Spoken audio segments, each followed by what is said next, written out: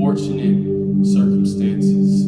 The story of fallen mankind, fallen so far from any hope of redemption that the only possibility of reconciliation is the ultimate act of humiliation. Imagine God, yes, God, holy, master, creator, perfect, forever righteous, forever blameless, seated in the heavens, surrounded by songs of praise and the immortal chorus that implores us to offer him everything, clothed in regal robes, filling his throne room, God. And in his splendor and majesty, he looks down on you and me, a human race so far blinded by this thing called sin, running after anything and everything that might give a quick fix to a stirring abyss in the human heart that breeds a longing for acceptance and fascination.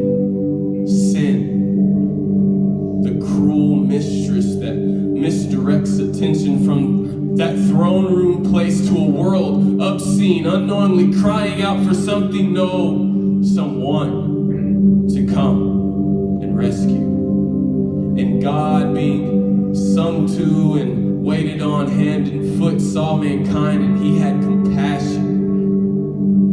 He, God himself, looking with a heavy heart and grieved by the chasm of separation from creation, a creation who was originally intended to walk in relationship and fellowship with God, but prostituting itself to Satan and sin, while at the same time crying, begging for a way back to Eden, where God and man walked in the cool of shade in paradise. God, throwing aside his glory and dignity, put on rotten mortal flesh, and in the unparalleled act of humility invades the earth through the form of a baby boy.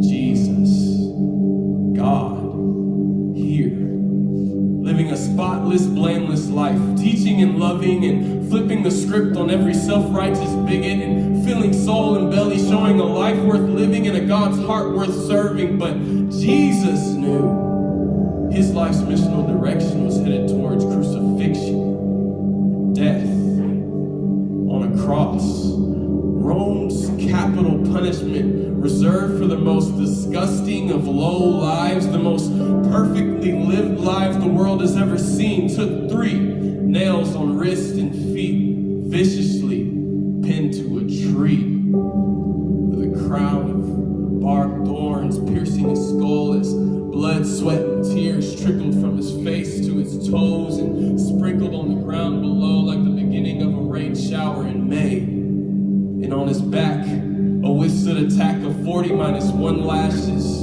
Jesus quietly accepts the thick weight of sin of the whole world, forever, once and for all. A sacrifice to end all sacrifices. And as his blood dripped and Jesus sipped full the cup of God's wrath, the veil between the lowly of lowlies and the holy of holies was split, meaning that the last breaths that Jesus labored to breathe were payment enough for every evil deed that we could have committed, for only divinity's blood could pass as sufficient currency.